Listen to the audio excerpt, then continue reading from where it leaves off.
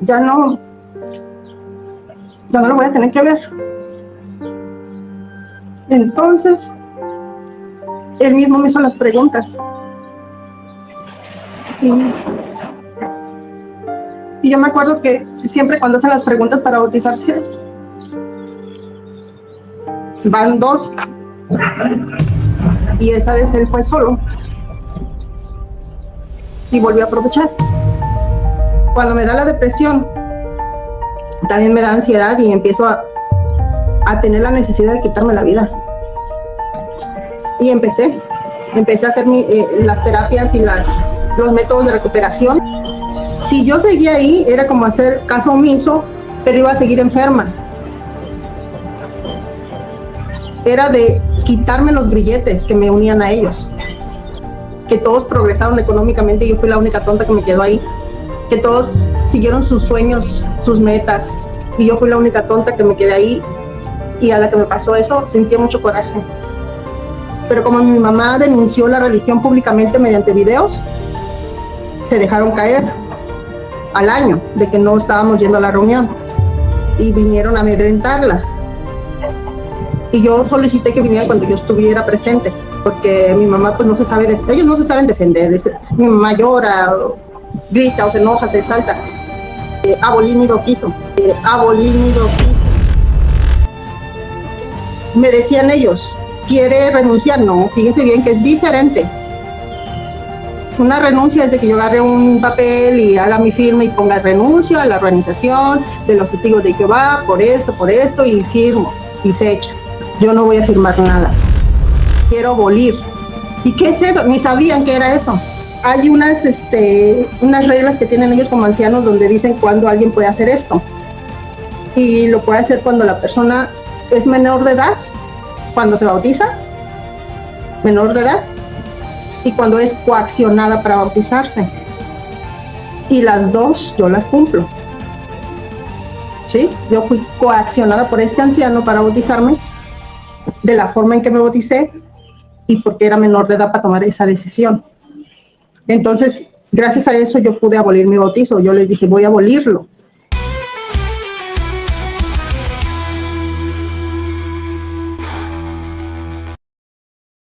Hola, ¿qué tal mi gente? Estamos aquí de vuelta en el canal Doctrinas Peligrosas, un nuevo video, una nueva entrevista. Hoy tenemos a una amiga, se llama Sandra, de México, y nos va a compartir un poco sobre su vida como testigo de Jehová, ahora ya libre de esa secta, pero que primero ella se presente. ¿Qué tal, Sandra? Hola, muy buenos días, ¿qué tal? Muy bien, muy bien. Bueno, para ir comenzando, entrar de una vez a lo que vinimos, ¿verdad? Cuéntenos un poco sobre su vida. ¿Cuánto tiempo fue usted testigo de Jehová? Más de 32 años. Bastante. Sí. ¿Y qué fue lo que hizo así como que, boom, ya aquí no quiero estar?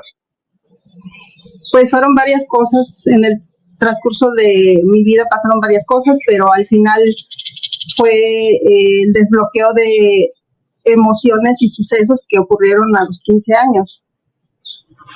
Ok. Entonces, que terminó por romper todo. Ok, perfecto. Para poder entender eso, necesitamos como un contexto, ¿verdad? Entonces, comencemos desde el inicio. Desde el momento en que usted llegaron a tocar su puerta, no sé, o usted creció en eso. ¿Cómo fue el inicio de su vida en los testigos de Jehová? Coméntenos. A mi mamá le llegaron tocando dos personas, y como yo siempre he tenido como mucho interés en las cosas espirituales, aunque yo tenía 12 años cuando eso ocurrió, pues sí me intrigaba qué es lo que le platicaban a mi mamá. Entonces escuchaba y se iban y ya le preguntaba yo a mi mamá cosas. Mi mamá muy pronto, no sé si a las 2-3 visitas ya empezó a asistir a las reuniones. Fue muy rápido. Y nosotros ninguno, porque pues estaban más enfocados en jugar, ¿verdad? Pero prácticamente empezaron con mi mamá. Vivimos en un pueblo cerca de Puerto Vallarta, del estado de Jalisco, y la gente en aquel entonces pues era muy, muy pobre. Así es de que me imagino que las promesas que traían ellos le emocionaron. Y es por eso que empezó, porque, y aparte, ella los veía y se le hacía muy atrayente su vestimenta y lo bien limpios y portados que llegaban. Y ella decía, yo me imagino que decía que se quería parecer a ellos, porque eso es lo que yo decía. Yo los veía o veía a las jóvenes y decía, yo me gustaría ser como ellos. Mi mamá tenía una Biblia católica con unos monitos y eso me llamaba mucho la atención. Veía hoja por hoja, veía, según yo con los monitos iba imaginándome lo que iba leyendo, y al poco tiempo pues ya fue captada mi mamá. Nos fuimos a Estados Unidos en busca de un mejor futuro, pero mi mamá se llevó con ella esa nueva enseñanza. De aquí le dijeron que cuando los viera o los buscara, ya sabía, que les dijera que estaba estudiando, y así fue. Cuando llegamos a Estados Unidos, inmediatamente mi mamá los buscó y fue otro inicio. ¿Por qué? Porque pues estábamos en un país lejano, con costumbres diferentes, idioma diferente. Así es de que le encontré a personas que eran de nuestra misma, pues de nuestro mismo país, pues fue gratificante para mi mamá. Y más porque ella se sentía sola, también nosotros, y fue muy rápido la forma en que nos captaron. El que nunca quería, o sea, no quería entrar era mi papá. Mi papá nunca creyó en las religiones como institución, se reía de todas, pero mi mamá le puso un ultimátum. Le dijo que si no como no estaban casados, que si no se casaba, que no podía seguir con él, porque ella según quería progresar. Entonces mi papá no tuvo más remedio que casarse y empezar un curso de la Biblia. Y como mi papá es de corazón muy noble, bueno, los dos son de corazón muy nobles, muy humildes, muy bondadosos, que de verdad son unas personas excelentes mis papás, pues fácilmente los captaron por su forma de ser. Y ellos creían que todas las personas adentro eran como ellos. Así es de que muy pronto pues yo ya empecé como publicadora en Estados Unidos. Rápido me listé, más que no me podía bautizar porque estaba de ilegal. Y supuestamente no puedes tener privilegios si eres de otro país y no tienes papeles. Así es de que empezaron pues ahí estuvimos mucho tiempo, como 2-3 años, y luego ya nos venimos para acá otra vez, porque ya empezaron los problemas así como raciales. Había problemas en las calles con las pandillas. Entonces lo que hizo mi papá es que nos mandó, y ellos se quedaron trabajando. Pero ya veníamos con la doctrina. Nosotros somos 6 hijos. Una hermana mayor, una se casó junto, y de ahí seguía yo y mis otros 7 hermanos, hombres. Así es que yo estaba a cargo de todos. No llegamos a vivir con mi abuelita, la mamá de mi mamá. Y pues la vida no era fácil porque ella tenía 3 hijos de la misma edad que nosotros. Así es de que éramos chiquitos. Y yo era la adolescente a cargo de todos. Y mi abuelita. Un poco complicado, ¿verdad? Esa parte. Yo conozco varias personas que han tenido que sufrir eso, los padres lejos por trabajo, y la mayor hace cargo de los más pequeños, ¿verdad? En ese punto, más o menos, ¿qué edad tenía usted cuando se inició en el mundo de los testigos? Yo tenía 11 cuando conocí, y iba a cumplir 15 cuando me bauticé. Aquí en México, ya. Pero en ese caso pasaron muchas cosas. Mi abuelita y mi mamá y las personas grandes que están en la familia se hicieron muy fanáticas. Tan es así que le daban autoridad a los ancianos para que nos llamaran la atención, para que dirigieran nuestra vida, y les tenían total confianza. Esta confianza la aprovechó varios ancianos, pero uno de ellos conmigo. Mi abuelita seguía pasaba enferma, iba al seguro, tenía citas en el médico. Salía pues de compra porque tengo que comprar todo el alimento de la familia. Tenía una vida muy ocupada, siempre me pasaba mi quedarme. Y este anciano llegaba diario, pasaba por ahí. Según él, era precursor, y vendía guayabas. Entonces diario le llevaban a mi abuelita guayabas. Y decía mi abuelita, cuando va a llegar el fulano, recíbelo, dale un poco de andrá calorado, atiéndelo, que me deje las guayabas de o a veces se llevaba. Y pues me tocaba atenderlo. Yo era la única adolescente, los demás eran niños. Así es de que esto se pasaba corriendo, jugando en la calle. Él me tocaba atenderlo. Y él aprovechó esa situación para empezar a manosear.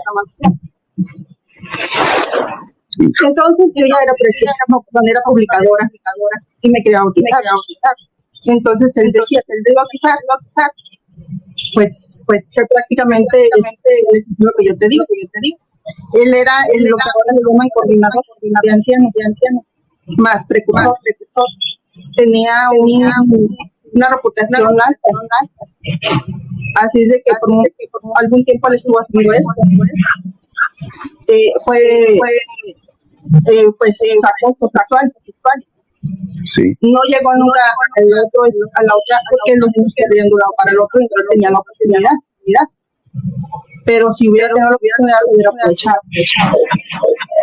Yo recordaba mucho un canto donde en el nos decían que fuéramos obedientes a los que llevan la delantera. Entonces decía yo, ya pronto va a terminar esto, yo me voy a bautizar y va a terminar esta situación. Ya no lo voy a tener que ver. Entonces, él mismo me hizo las preguntas. Y yo me acuerdo que siempre cuando hacen las preguntas para bautizarse, van dos. Y esa vez él fue solo. Y volvió a aprovechar. Entonces, dice, ¿te quieres bautizar, no? Y yo, pues sí, porque siempre los hijos queremos ser el orgullo de nuestros papás. Y yo decía que esa era la forma en que yo quería agradar a mis papás, estar bautizada. Y por fin me bautizo y el hombre desaparece. Se va a servir a otro lugar. Y yo dije, por fin se acabó esto. Yo seguí una vida normal y lo olvidé. Lo guardé tan bien que lo olvidé. Terminé olvidándolo.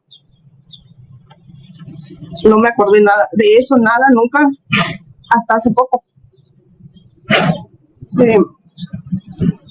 Y seguí mi vida, me bauticé, nos cambiamos para acá, para Vallarta, y aquí volví a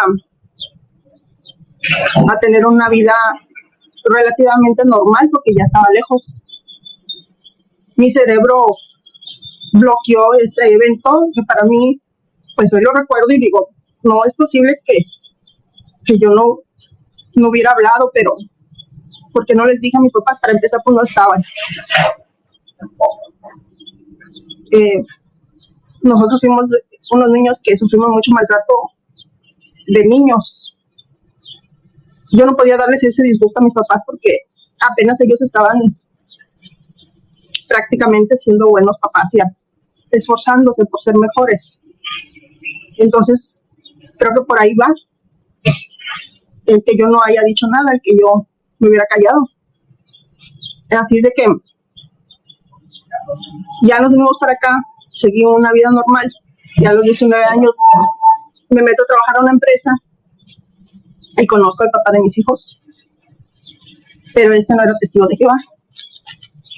Me caso con él, sin hacerme comité ni nada, me expulsan. Dan mi anuncio. Me expulsaron simplemente porque creyeron que como se me hizo a mí fácil hacer eso, otros iban a seguir mi ejemplo y lo que decidieron era sacarme. Así es de que yo, muerta de la vergüenza, nos fuimos a Estados Unidos otra vez con el papá de mis hijos. Ya después, como allá no podía restablecerme, duré 7 años en Estados Unidos. Y como ya no me podía restablecer, lo que hicimos es que le dije al papá de mis hijos, vámonos, porque yo quiero restablecerme.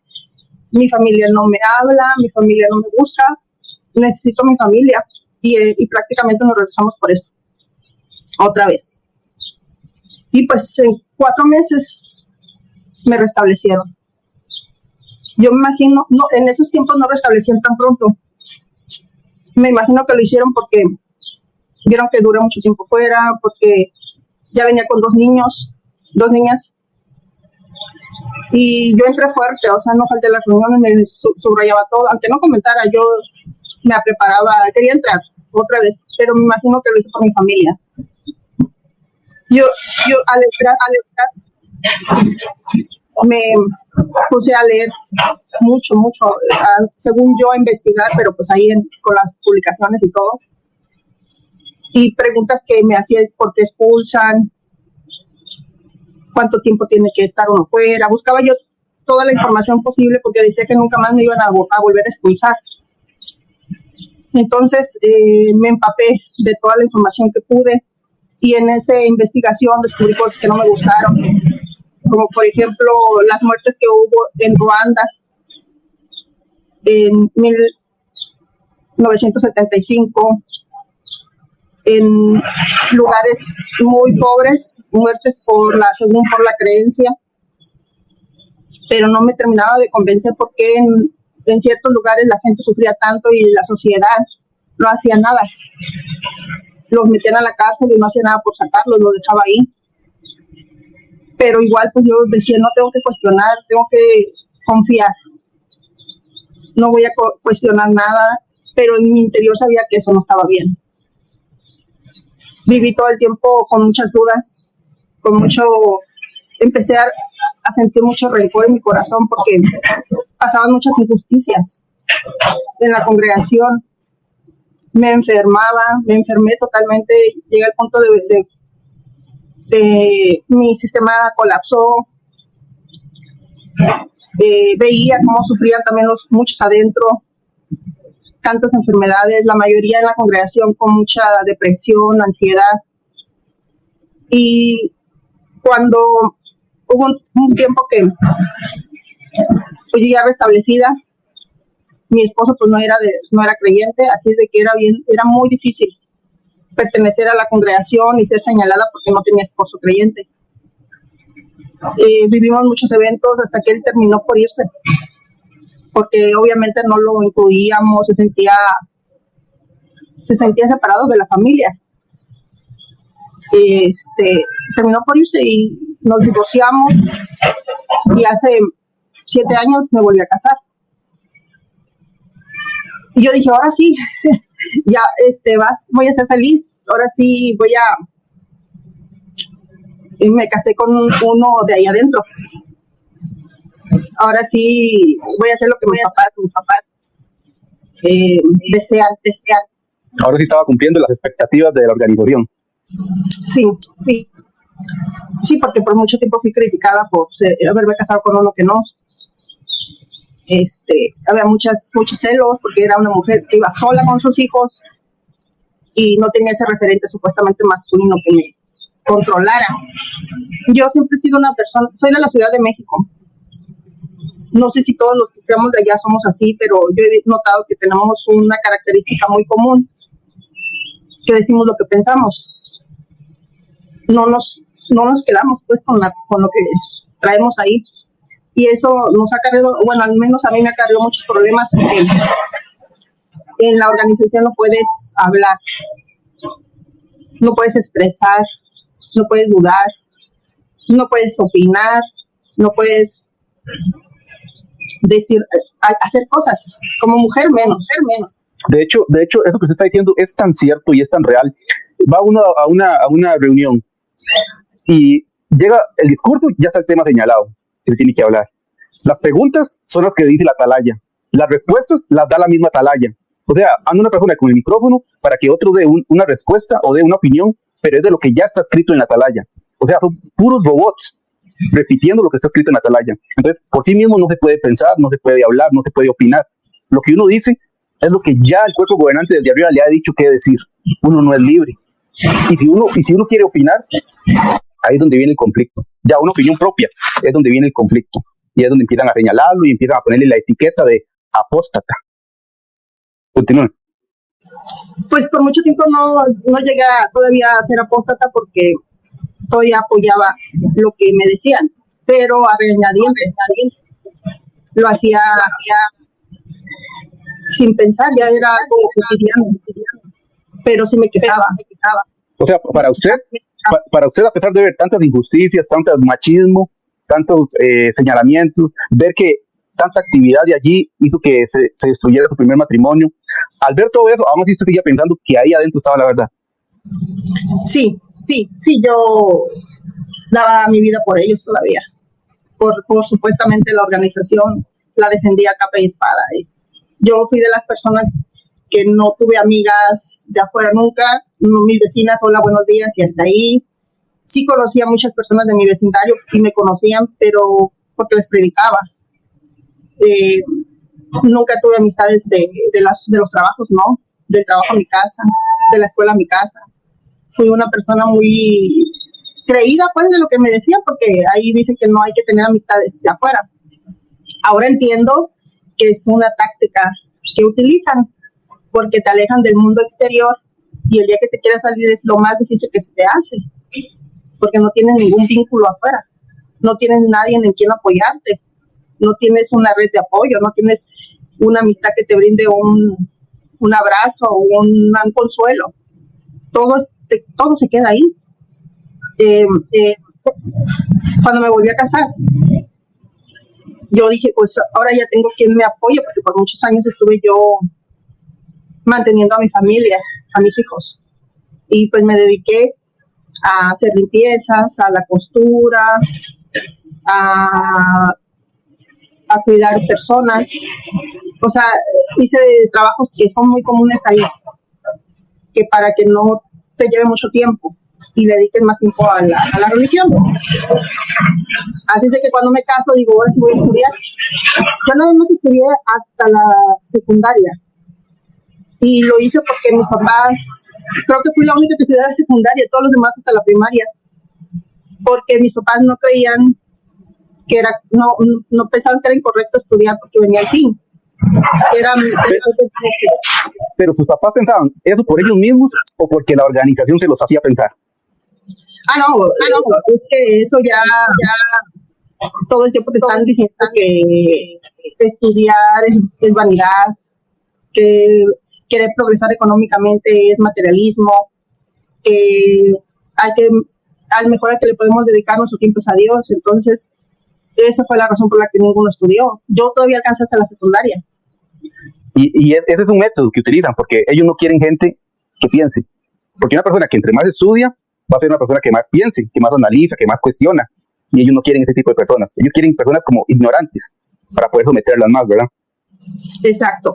Aquí muchos van a decir, no, pero si hay médicos y hay ingenieros. Sí los hay. De repente hay uno que otro que se revela y se estudia, o estudian fuera y luego conocen. Y ya cuando entran ya vienen estudiados. Pero que sea adoctrinado y que tenga una capacidad seglar alta, no van a encontrar. De repente va a haber un rebeldillo por ahí que sí, que no se deje, como nosotros lo hicimos. Ahí es donde entra esos que, no, es que sí estudian, sí, yo estudié. Sí, puede ser que tú hayas estudiado, que tus papás hayan decidido no hacer tanto caso, pero en nuestro entorno era mal visto o es mal visto eso. Si te ven que estás dándole más tiempo a algo, te tachan de que no eres espiritual.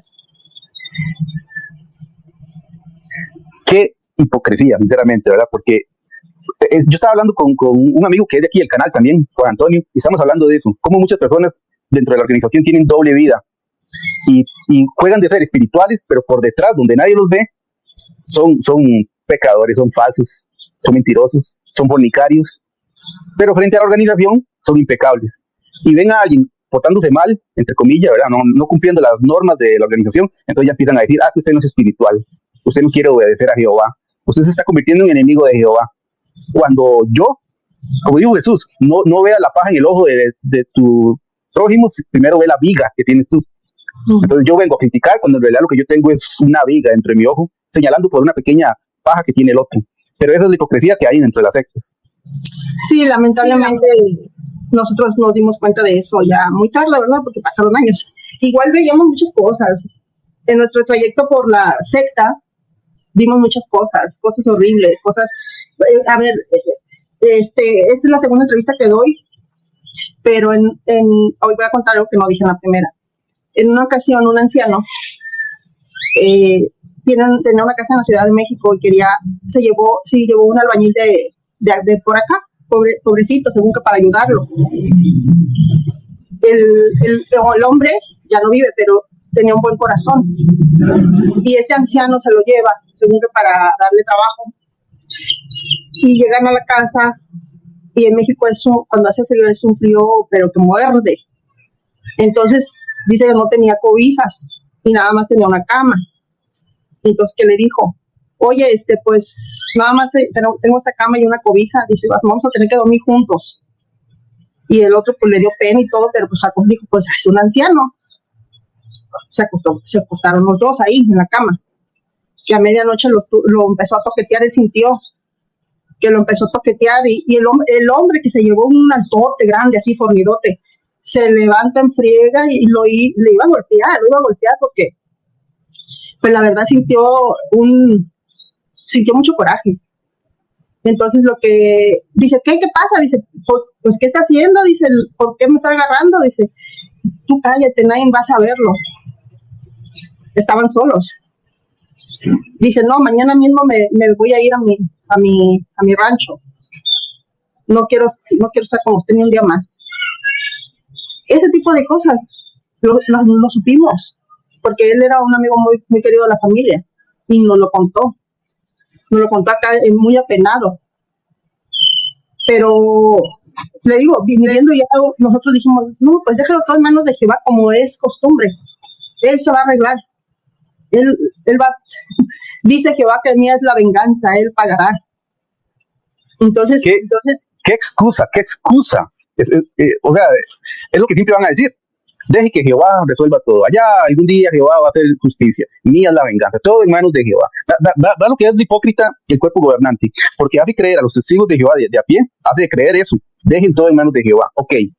Pero tienen problemas con juicios y cosas así. Invierten un montón de dinero en abogados para poder resolver esos problemas. ¿Por qué no lo dejan en manos de Jehová?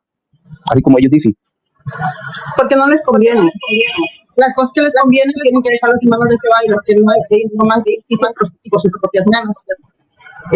Ese tipo de cosas era muy común en todas las congregaciones. Las personas que nos están escuchando, observen sus congregaciones, observen a las personas que las rodean y empiecen a hacer un recuento de lo que ocurre, porque ocurren muchas cosas y las dejamos pasar. Nosotros dejamos pasar muchas cosas. Bueno, antes de que me casara, pasaron dos cosas que quiero comentar. Una de mis hijas en la secundaria era apta empezó para jugar fútbol. La metieron a un torneo de fútbol y empezó a viajar a otros estados. Pues mi hija nosotros ya habíamos hablado, dijimos, pues hay que dejarlo así, no hay que decirle a nadie, porque ya sabemos lo que opinan. Pero mi hija emocionada se le sale y le cuenta a una de sus compañeras de la congregación. Ni tarde ni perezosa, pues le contó a su papá y se hizo un alboroto. Porque mi hija pues ya la querían mandar a México, a otros países también para el fútbol, porque era prácticamente muy buena, muy buena. Entonces, cuando se enteran, nos llaman. Mi hija era publicadora, apenas se quería bautizar. Y lo que nos dijo el anciano era que no podía hacerle las preguntas porque estaba en un torneo de fútbol y que eso no era permitido. Así es de que ella la hizo elegir y la organización bautizarse o seguir con el fútbol. ¿Y qué crees que decidió? La organización. Sí, porque mis hijos son personas muy nobles. Tengo una pregunta. Uh-huh. ¿En qué parte de la Biblia dice que no se puede jugar fútbol? Pues en ninguna parte. Pero utilizan eso para tenerlos controlados. Entonces es mentira que son bíblicos. Ahí es puras mandamientos de hombres, nada más. Puras reglas tontas de hombres. Exacto. Ellos saben que a los niños se les abre el mundo, van a dejar estar ahí. Eso es lo que hoy lo entiendo. Yo en aquel entonces me sentí orgullosa porque mi hija tomó esa decisión. Esa fue una de las razones que pues yo me siento culpable. Pero es que no es que sea culpable, es que usted también estaba siendo manipulada. Es fea esa palabra, es fea, pero es que estaba siendo manipulada por una organización muy astuta, que sabe controlar a las personas. Usted era una víctima y su hija era otra víctima. Entonces no tiene por qué sentir culpa. Y después, bueno, ya mi hija se mete a trabajar en un trabajo. Es que mis hijos son muy, tienen una habilidad mental muy, porque desde chiquitos como que yo me atreví a hacer muchas cosas con ellos, que no era permitido, y los dejé ser, entre comillas, libres, entre comillas. Entonces, esta niña crece, hace la prepa, tiene un trabajo muy buen, remunerador, y gracias a que ella ganaba muy bien en la pandemia, pudimos hacer bolsas de despensas para varios hermanos. Bueno, pues ahí conocí a un muchacho. Y me entero, y pues lo de siempre, ¿verdad? De que no, pues no puedes andar con él, mira, mija, porque tú te tienes que casar con un siervo de Jehová. Y mi hija pues, lloraba, porque pues ella, como toda mujer de 18, 19, pues quiere experimentar lo que es agarrarse de la mano, lo que es besar a alguien, abrazar a alguien, a lo mejor hasta tener sus intimidades, pero aquí pues no se permite nada de eso hasta que te cases. Así es de que lo que hizo mi hija, yo ya me había separado del papá de ella, me dijo, me voy a vivir con mi papá. Y yo dije, perfecto, está bien, no hubo ningún problema, porque yo para entonces yo ya había comprendido que pues es su papá y siempre lo iban a ver y siempre iba a ser su papá. Entonces se va con él. Lo único que le encargué es, hija, no dejes de ir a las reuniones. Sí, pues el encargo de toda mamá, era muy preocupada según por la espiritualidad de la hija. Sí, mami, no te preocupes. Bueno, es que viene Armagedón, ¿verdad? Armagedón hay que cuidarse, ¿verdad? De no ser destruido. El temor, según, siempre el temor ahí. Bueno, pues se va mi hija, estuvo trabajando. Me dijo, yo ya no lo veo, si lo veo en el trabajo, pues ya no salimos, no nada, ok. Se va con el papá, pasa un mes, y yo sé que se conecta a la reunión porque estábamos conectados por Zoom, y se veía ahí que estaba ella. Al mes deja de conectarse, dos semanas, y ya empieza mi corazón como mamá adoctrinada a decir, algo está mal, algo no está bien, y entonces la busco y no me contesta. Pasaron dos meses, o sea, el mes que se conectó y el otro mes que ya no supe de ella y no me contestaba los mensajes, y entonces ahí me empecé a preocupar. Dije que algo pasó, el último mensaje que le mandé, tenemos que hablar, algo no, yo siento que algo está pasando y no me lo quiere decir, ¿qué está pasando? Ya me habla y me dice, mamá, es que mi teléfono, o sea, pues me he hecho un chorro, ¿verdad? Mi teléfono se descompuso, qué es cosa. Pero sí, hay que hablar, tengo que decirte algo. Nos quedamos de ver en un centro comercial. Y desde que yo vi que iba subiendo las escaleras, la vi y dije, mi hija ya no es la misma. Ya mi hija dejó de ser la misma niña que yo dejé ir. Y venía ya llorando, enferma, venía con pulmonía. Y venía llorando y yo le dije, ¿qué pasó? Ya yo la abrazo y nos sentamos y ella me dice, mamá, te tengo que contar algo. ¿Qué pasó? Pues me casé. Y yo, es de cuenta que me eché un balde de agua fría porque yo la crecí prácticamente y no me invitó a su boda. Y me sentí traicionada por ella. Y empecé a llorar. Pero en mis llantos, mi pensamiento era, bueno, ¿por qué estoy llorando? Si es algo de felicidad, eso es qué bueno que se casó, que no se fue con el muchacho. Y ya le digo, está bien, hija, no te preocupes. Pero sentía la traición porque su papá sí había ido, la mujer de su papá sí fueron a su boda, y yo no. Entonces dije, ese es mi orgullo, es mi egoísmo el que está hablando. Pero bueno, qué bueno que no me después yo misma me terapié, diciendo, qué bueno que no me invitó y que no me puso en esa posición, porque si no hubiera desagradado a Jehová, si hubiera ido a la boda. Fíjense nada más, qué estúpido pensamiento, perdonen por la palabra. Pero en ese caso, entonces, si aplicamos eso mismo para los testigos de Jehová, que comentan ahí, es que Sandra es una resentida, una apóstata resentida. Bueno, hablemos de Biblia, testigo de Jehová. Usted que supuestamente son bíblicos. Jesús no es que fue un matrimonio en la boda de Caná y no era ningún discípulo de él y fue un matrimonio. ¿Qué hay de malo eso entonces? Entonces, ¿para qué ponen esas reglas tan tontas en los testigos de Jehová? Entonces Jesús quiere decir que era un apóstata. Sí, ya ahora pensando, viviendo bien la historia de Jesús, digo, qué mal estamos. Pero entonces ya le digo, no te preocupes, hija, habla con los ancianos, ojalá no te expulsen, porque a mí me habían expulsado por eso, ¿se acuerdan? Por haberme casado con uno de afuera. Bueno, hablamos con los ancianos por Zoom. Y ya dice, ¿usted sabía? Y me empezaron a hacer preguntas a mí. ¿Usted fue? ¿Usted sabía? ¿Usted estaba de acuerdo? ¿Usted esto? O sea, querían entramparme a mí como mamá de que no había sido responsable. Y mi hija no, ella no tiene nada que ver, yo fui la que tomé la decisión. Y bueno, no la expulsaron, no la censuraron ni pública ni privadamente, porque según ellos, mis hijas tenían buena reputación y que no había necesidad. O sea, nunca les habían llamado la atención por cosas de esas. Así es de que fue todo normal, pero mientras mi hija pues estuvo enferma. Se enfermó, fíjese, la emoción de que estaba fallándole a Dios, la enfermó. De que me estaba fallando a mí, la enfermó. Y ya la manipulación psicológica que tenía hizo que cayera en eso, con un estado como de depresión. Sí, porque ella sentía que me había fallado y que le había fallado a Dios. Entonces, para entonces yo ya había estudiado y estaba estudiando las técnicas de terapeuta. Y le digo, pues ven para atenderte. Y traía al muchacho, y ya no quedaba más que otra. Ya. Entonces lo que hicimos es que le dijimos al muchacho que tenía que estudiar la Biblia. Y el muchacho aceptó, pobrecito. Otra víctima más. por querer agradar a mí y a nosotros también. Entonces empecé a estudiar con mi ahora esposo. Para no hacerle cuento largo de ellos, de esa historia, mi hija se separó de él. Y no se separó, fíjese, y no se separó porque la trataba mal, porque no le daba dinero, porque era mal por infidelidad, no se separó por nada de eso. Se separó porque ella reconoció que se había casado nada más para estar con él.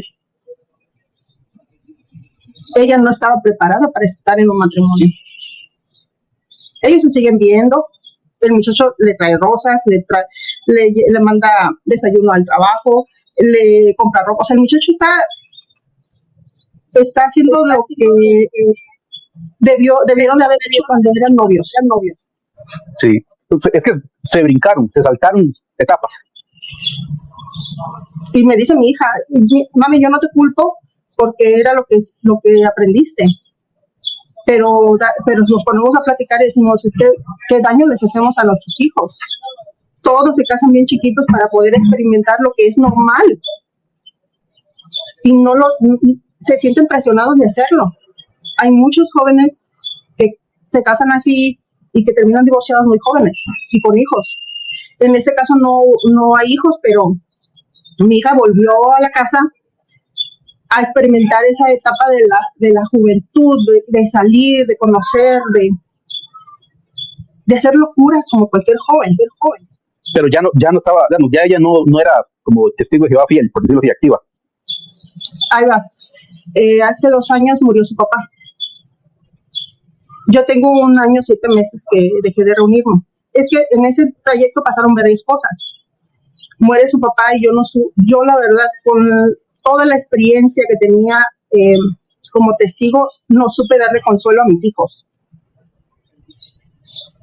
No era suficiente lo que había aprendido como testigos acerca de la resurrección. Ahí me di cuenta que es nada lo que sabemos. Es que sinceramente, la teología de los testigos de Jehová con respecto a la resurrección, no hay una promesa. En este caso que estamos hablando, para el papá de sus hijos, porque iba a ser, o sea, ya no había restricción para él, según la teología. O sea, ¿qué palabra de consuelo se le puede dar a alguien sabiendo que ya ahí quedó, que tu papá ya no más? Exacto. Entonces no fue suficiente. En ese entonces mis hijas dejaron, las dos más grandes, y mi hijo el más chico que había quedado con nosotros, se me acercó un día y me dijo que ya no quería las reuniones, y yo le dije, hijo, permíteme que cumplas 18 años, y permíteme seguir guiándote hasta que cumplas 18 años, y cuando cumplas 18 años y ya no quieres ir, no vayas, pero dame oportunidad como tu mamá de obedecer a Dios. O sea que todavía lo presioné para que siguiera yendo. Pero él ahorita tiene 16 años. Él se paraba en el salón, en los cánticos se paraba y no cantaba, así. Nos sentábamos, él era muy respetuoso, se paraba, nos sentábamos, pero no cantaba y no oraba. Él ya estaba harto y me decía, mamá, ¿no te das cuenta que nos dicen lo mismo una y otra vez, que repiten lo mismo? Eso ya lo dijeron, yo ya me lo aprendí, ya lo sé. Y yo, es que hija, no lo repiten porque la repetición es la madre de la retención. Y mi hijo estaba harto.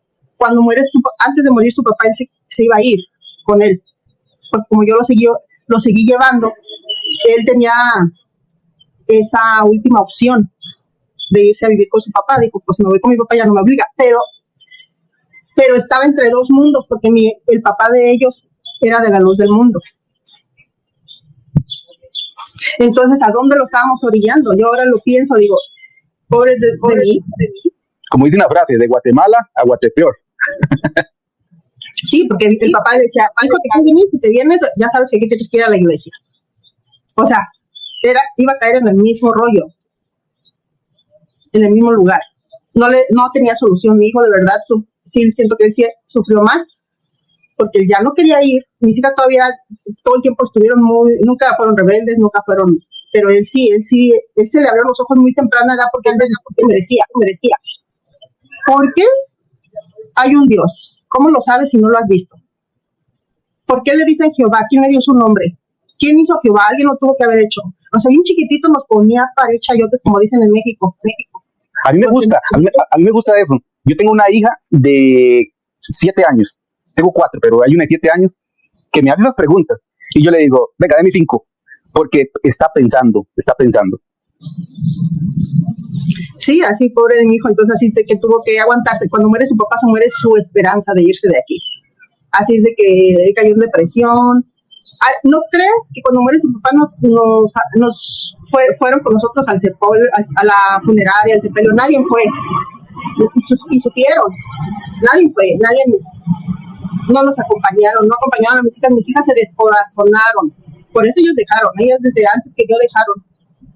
Entonces supe que ya no iban a la religión, y yo dije, ay, tengo que hacer algo. O sea, la mamá siempre da, tengo que hacer algo, y hablé con ellas una por una. Para entonces yo había aprendido una técnica que se llama soltar. Sí, soltar. ¿Cómo soltar algo que no puedes controlar? Yo dije, mis hijas ya se casaron, ya no me pertenecen, las tengo que dejar ir. Y entonces me senté con la más grande y le dije, hija, te amo mucho. Cualquier cosa que tú decidas hacer, yo lo voy a aceptar. Soy tu mamá, te enseñé, te guié y te dejo ir. Te libero de mis creencias, te libero de mis miedos, te libero de todo. Todo lo mío no te pertenece. Tú abre un camino y sé feliz. Y lo mismo hice con la otra. Voy y le digo, voy y le digo lo mismo. Mis hijas, yo vi como que se les quitó un peso de encima. Les vi el semblante, les vi la cara, de que no tenían que aparentar nada ya. Ya no tenían que agradarme. Entonces, entonces yo todavía estaba adoctrinada, pero igual decidí hacer se llama ejercicio. ¿Por qué? Porque como que yo ya estaba abriendo mi mente, ya estaba en otro nivel, en otro rollo. Ya me vengo a mi casa muy tranquila y hago lo mismo, pero ahora con mi mamá. yo le dije, este paquete que te estoy cargando aquí es de usted, tenga. Sí, sea creencias, miedos, lo que sea, es de usted. Sin estar mi mamá, Yo hice como una tipo de meditación e hice eso. A los 3 días empiezan los flachazos de lo que me había pasado a los 15 años. Fíjense, nada más con ese ejercicio, con ese tipo de ejercicios donde te liberas, donde dejas sueltas y no esperas resultados, empiezan. Y yo dije, pues esto era un sueño, es un sueño lo que me está pasando, estos recuerdos, porque yo la verdad nunca en tanto tiempo no los había recordado. Y empecé a caer en depresión.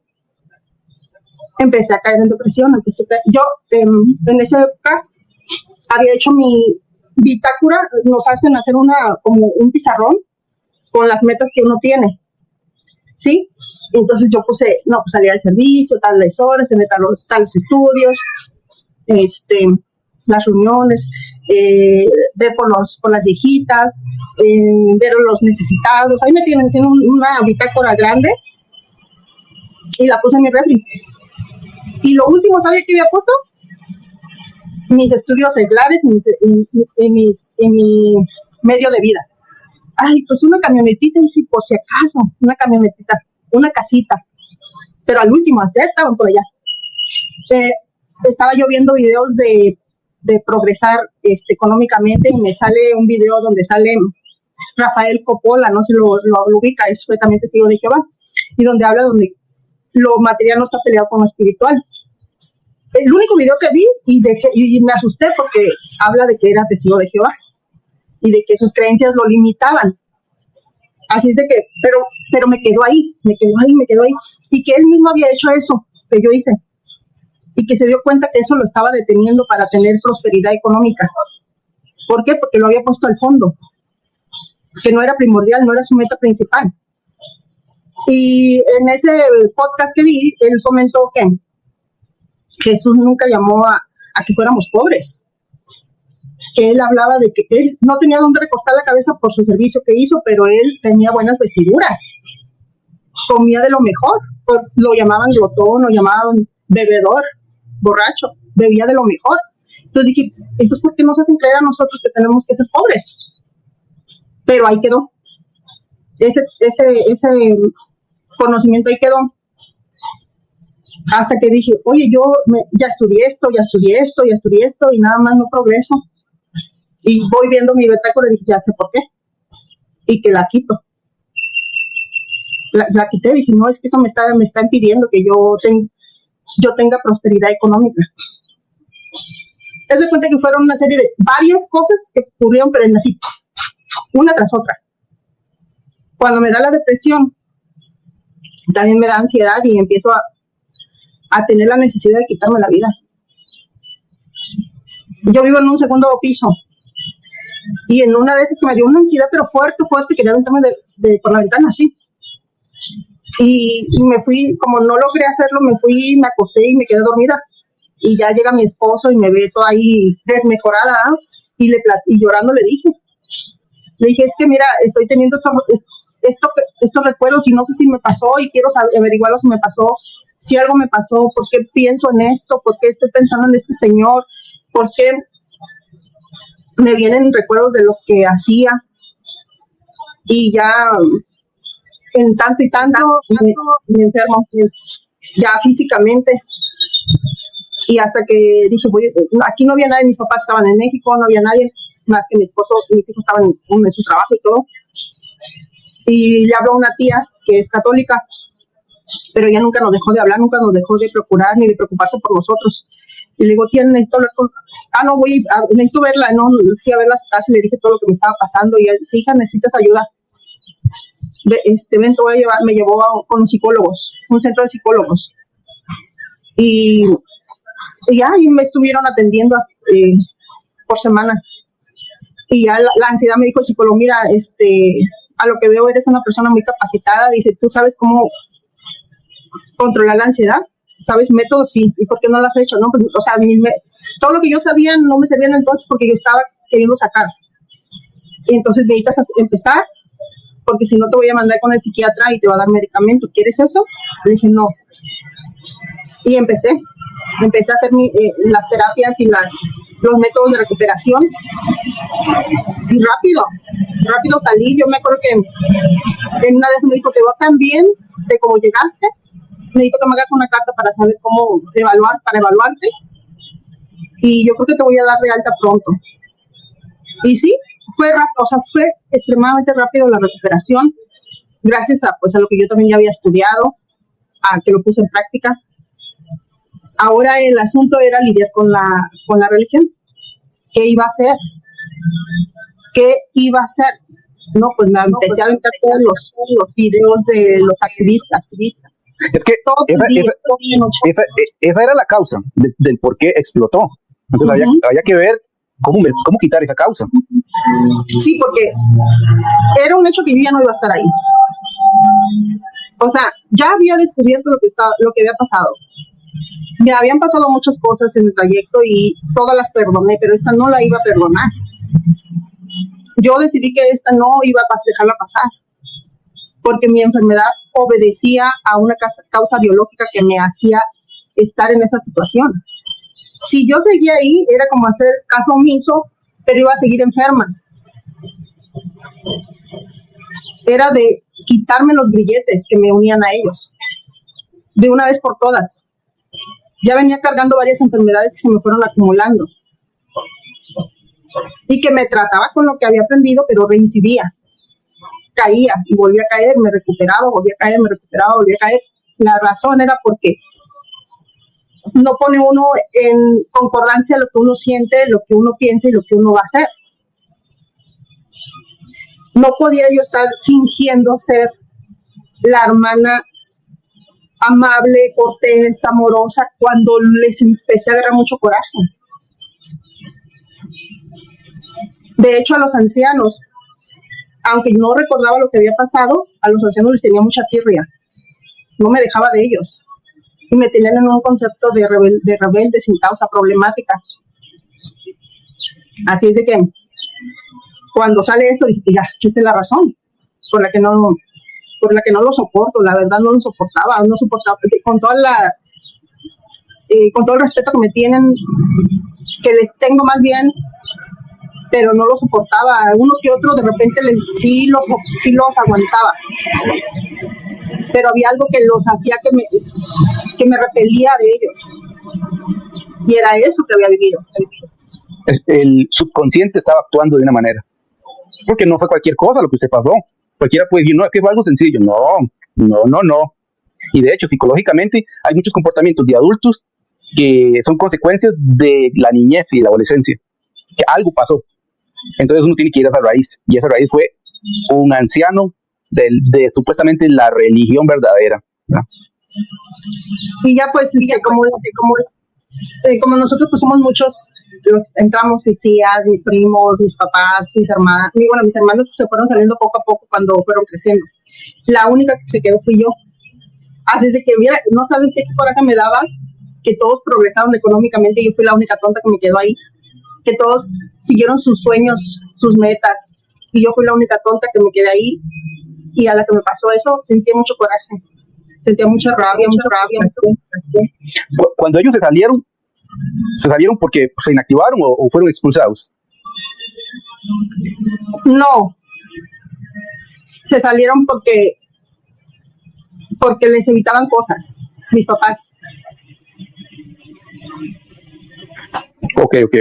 Entonces seguía la relación, se hablaban, se saludaban normal porque no habían sido expulsados. No, nada más uno. Que ese sí se hizo, se bautizó y tenía muchos años expulsado, pero mis papás le dijeron que vinieron por eso, y él venía pero mis hermanos nunca dejaron de ver a mis papás. Venían, y aunque recibían el ostracismo de la familia, venían y traían a sus hijos, para que, o sea, ellos como que no querían que se rompiera ese lazo de familiar. En una ocasión, ya eso casi al último, me dice mi mamá, tu hermano nos invitó a comer, y fueron a comer, y dice que mi mamá le dijo, hijo, pues siéntate acá, y haz de cuenta que mi hermano se sentó en otra mesa, mis papás en otra, y es que tú ya sabes, Dijo mi hermano aceptaba todo, todo lo que decían mis papás aceptaba. Entonces, acabaron de comer, pagó mi hermano, se vinieron en su carro, vino, los dejó y se fue. Me platicó mi mamá y yo sentí que me ardió todo así por dentro cuando me estaba diciendo mi mamá. Y le dije, ¿qué grosería fue esa que le hizo? Es que tú sabes que no... Le dije, ¿sabe qué hubiera hecho yo? Los hubiera dejado ahí, que pagaran ustedes.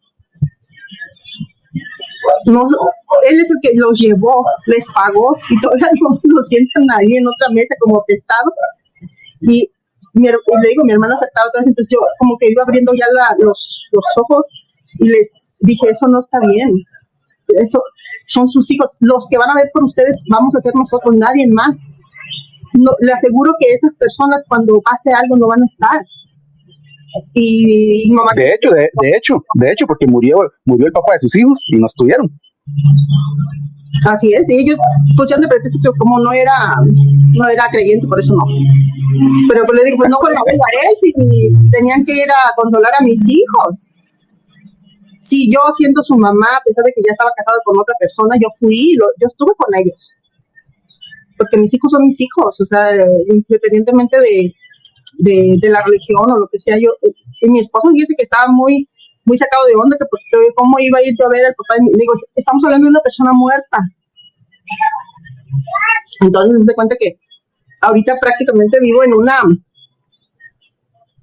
lo mismo que viví con el papá de mis hijos, pero al revés, porque ahora yo soy la que no estoy adentro. Y él sí. Ah, él sigue activo. Él dejó como un mes, 5 meses, digo un año, 5 meses, pero empezó a amargarse tanto, nos empezó a hacer la vida difícil a mi hijo y a mí, porque somos los que quedamos, como a querer, en su comportamiento casi como que nos culpaba de que él no seguía lo que quería hacer. Porque yo, cuando pasó todo eso, yo me senté con él y le dije que ya no iba a ser la misma mujer, que ya no era la mujer con la que se había casado, que era su decisión si se quedaba o si se iba. Y él decidió quedarse. Pero a consecuencia de que, le digo que se amargó, hasta que por fin la madre vino y lo asustó prácticamente. Vino la mamá y lo asustó de que si no seguía, que ya sabía que venía el Armagedón, todos el adoctrinamiento pestoso que usan, manipulación, lloró la mujer y que yo te quiero, y que eres mi hijo y que ve lo que me estás haciendo y que X y volvió. Tiene como 2 meses que está yendo. Pero en este caso, usted no está expulsada todavía. Ni voy a estar expulsada. Pero, por ejemplo, digamos que este video que llega a ojos de su esposo. Su esposo lo lleva a los ancianos. Van a decir que es apostasía. Yo le dije, así como soy, de rebelde, o no sé cómo le quieran llamar, que le pedía una cosa, que no quería que involucrara a los ancianos en nuestro matrimonio, que las cosas que íbamos a arreglar lo íbamos a arreglar entre él y yo, que no quería que fuera con ellos a hablar de esto, del otro, porque si yo me enteraba íbamos a tomar otras medidas. Y le pedí que cualquier cosa, que duda o situación que a él no le parezca, que me lo haga saber y vemos cómo nos arreglamos. Hemos estado a punto de separarnos por esa situación de que vino la mamá, le llenó la cabeza de ideas y se estuvo portando muy mal. Entonces, si le aparece este video a él, pues le digo que al papá de mis hijos le lloré cuando se fue 1 año. 1 año. Y me limpié las lágrimas y jamás volví hasta que murió. No va a pasar eso de que no me dejes, de que no. Esta vez que pasó, yo le dije, hazme el favor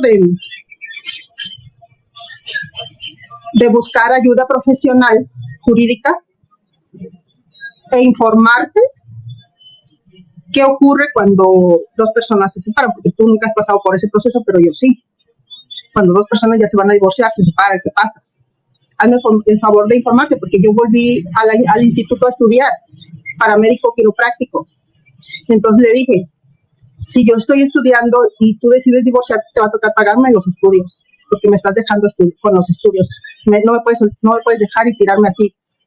Entonces investiga, y yo creo que por eso se quedó, no sé. Pero no me conviene a mi bolsillo. Pues es que mire, si se va, de todos modos me va a tener que pagar. Es lo que yo digo, ¿verdad? Es lo que yo investigué.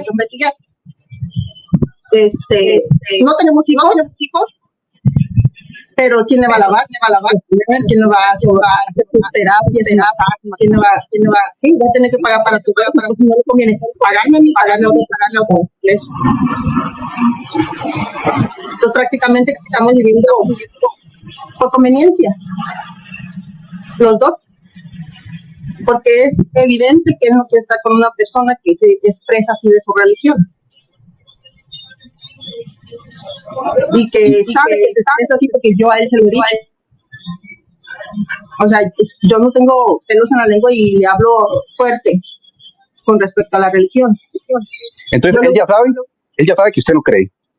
Él ya sabe que yo no creo. Sabe que no le oro a Jehová. Sabe que no creo ya en Jehová. Sabe que no creo en la Biblia manipulada. Y menos en la organización. Porque todo eso, cuando me enfermé y que dije, ¿qué voy a hacer? Tengo que investigar. Investigué todo. Me di a la tarea de investigar pieza por pieza. Porque decía yo, ok, pero es la organización, pero Jehová. Y ya después, ay, Jehová tampoco. Ay, pero la Biblia tampoco, todo está mal. Y entonces dije, no, pues tengo que empezar de cero.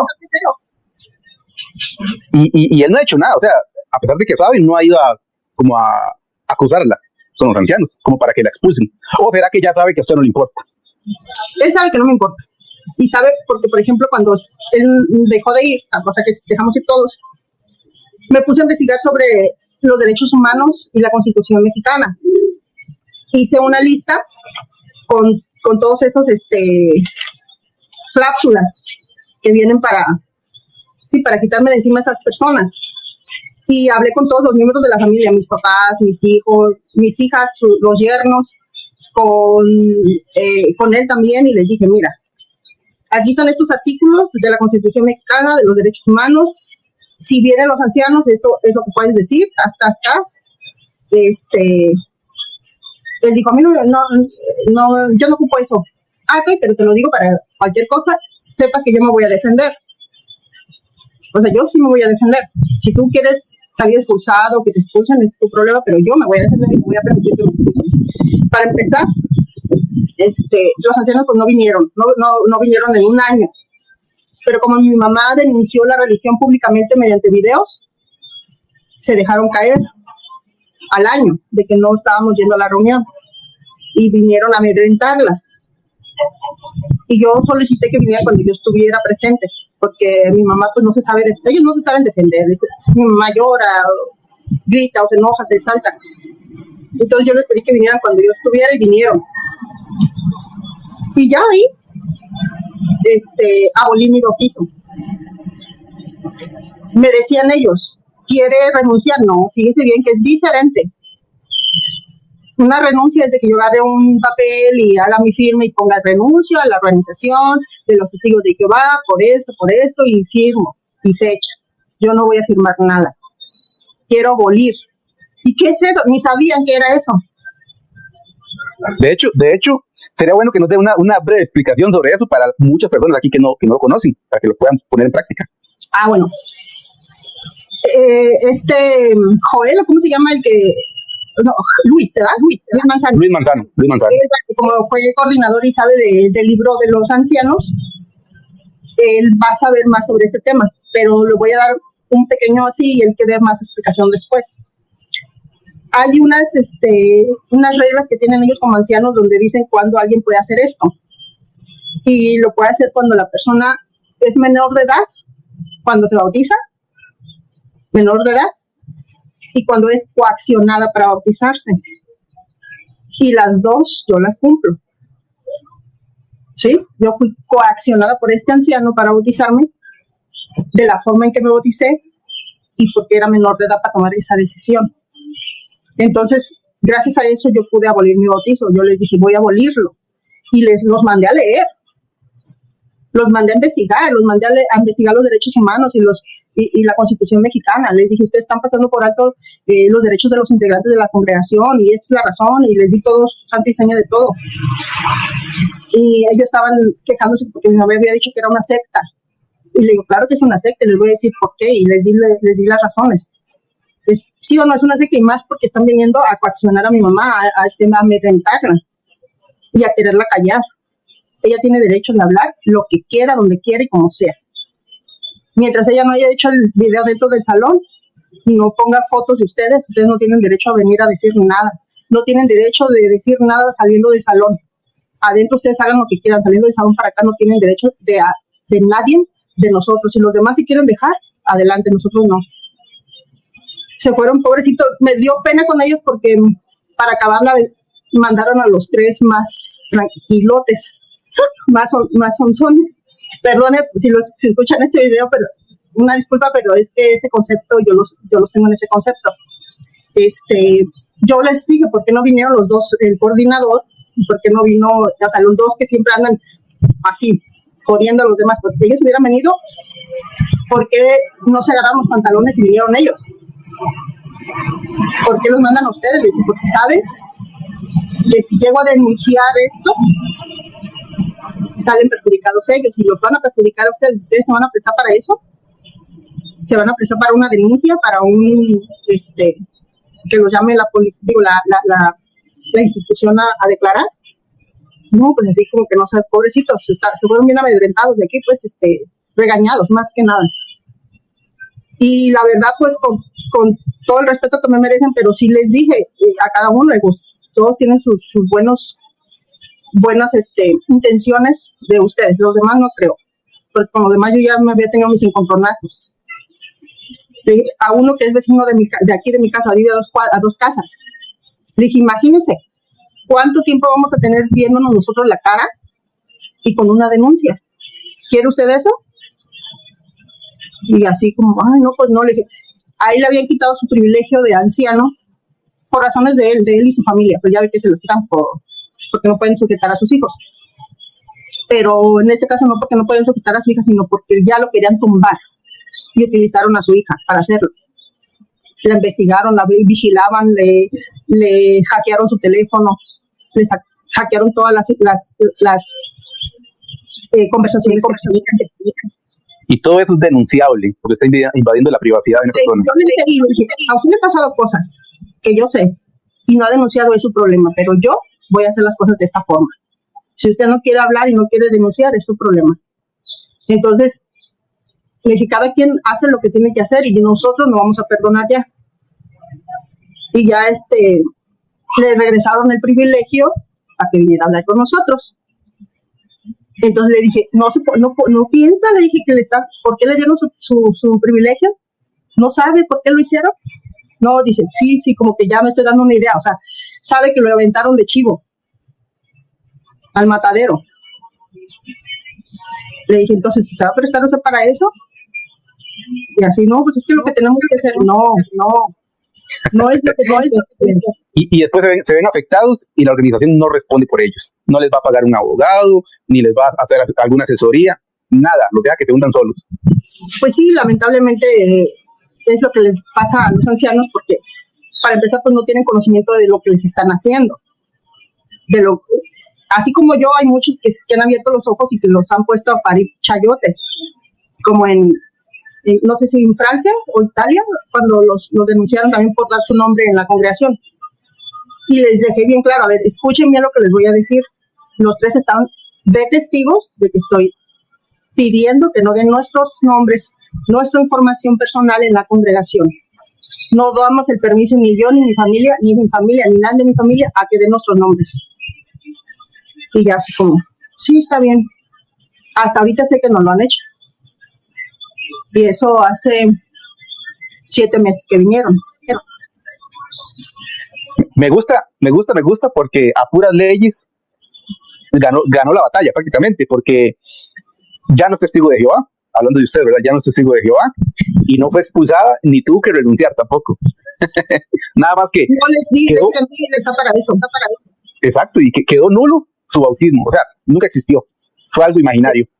Sí, porque les dije, me dije, ¿qué es eso? Le dije, necesitan investigar, pero desde este momento mi bautizo no cuenta.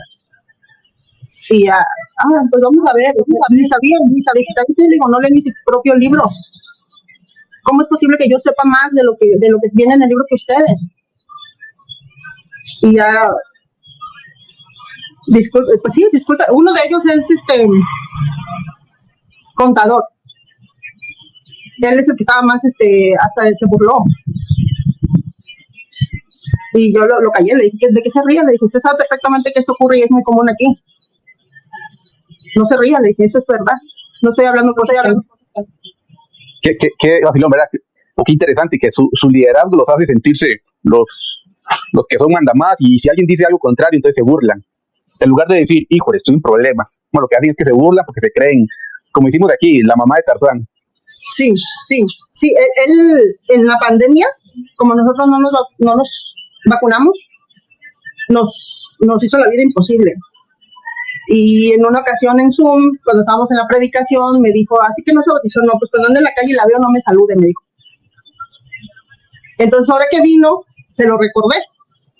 Le dije, mire, a mí no me importa si me ven en la calle y no me saludan. No, la verdad, hasta un favor me hacen, porque ya no me relacionan con ustedes. Le dije, y así como usted dijo, si nos vemos ni nos conocemos. ¿Se acuerda cuando me dijo? Y ya se quedó así como que, le dije, sí, le dije, acuérdese, le dije, que en pandemia me dijo que ni lo saludara. Haz de cuenta que vamos a volver a eso. Si me ven, no me saluden, yo no tengo ningún problema. Su vida, bueno, es resumida, ahora obviamente uno no puede contar toda la vida así, duraríamos horas aquí hablando, pero es de los testimonios, uno de los testimonios que me ha gustado mucho, y es lo que he tenido mucho, ¿verdad? Pero me ha gustado mucho porque has tenido momentos feos. Por ejemplo, eso que sucedió en la adolescencia, y yo le pido perdón por eso. No me corresponde a mí, pero el anciano nunca lo va a hacer, pero yo le pido perdón, porque usted necesita escuchar eso. Usted necesita escuchar que alguien le pide perdón por eso, y yo le pido perdón para que ya lo pueda superar. Por ese lado. Sí, gracias. ¿Usted llegó a ser un superior ahí en su religión?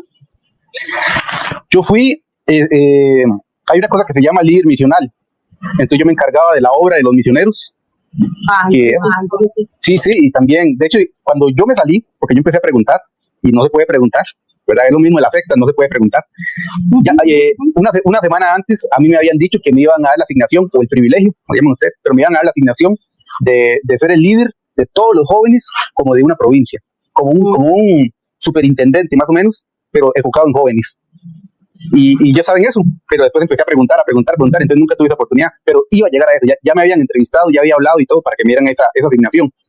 Pero en fin, empecé a pensar, lo que a uno no lo dejan, ¿verdad? Pensar, y logramos salir. Y eso es lo que me gusta de lo que hemos hablado el día de hoy, porque no solo usted pensó, sino que usted educó a sus hijos para que ellos pensaran. No solamente como que, me están diciendo eso, bueno, yo me lo creo. No, por ejemplo, su hijo. O sea, son preguntas tan lógicas que todo ser humano se hace, y no está mal hacerlas. Es natural hacer esas preguntas, porque para eso tenemos un cerebro, para pensar, para analizar, para cuestionar. Y eso es lo que llevó a que usted se apartara. Eso y otras circunstancias, ¿verdad? Pero pueden pasar 1000 circunstancias que si la persona no quiere pensar, va a seguir ahí metido, aunque sufra lo que sufra.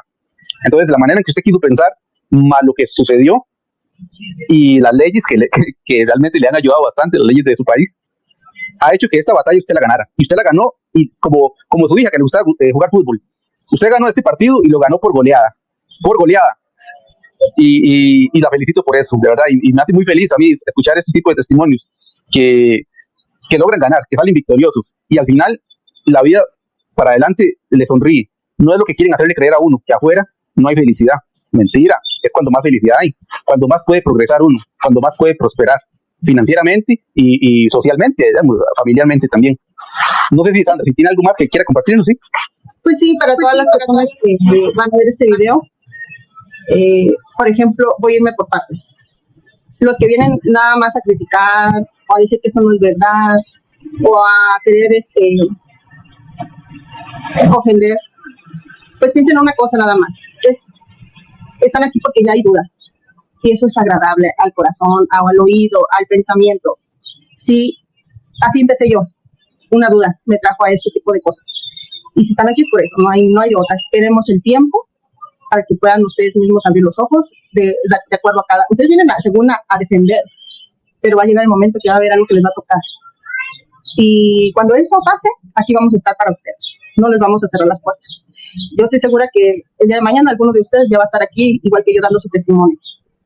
Para los que están adentro y que ya saben que esto no es verdad y que están como pimos, que no pueden salir, todo se puede lograr en esta vida.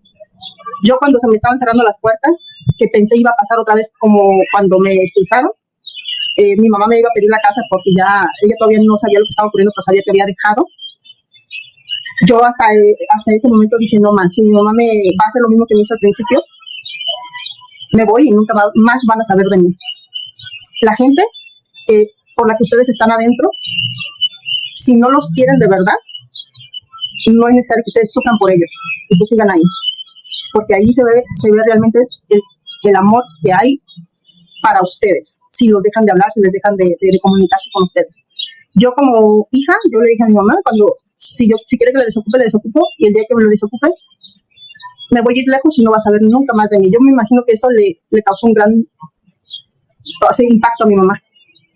Y cuando ya les platiqué lo que había ocurrido, y en una de esas bajé y lloramos y todo eso, pero bajé y me dijo mi papá, hija, me duele mucho lo que te pasó, pero nosotros vamos a seguir.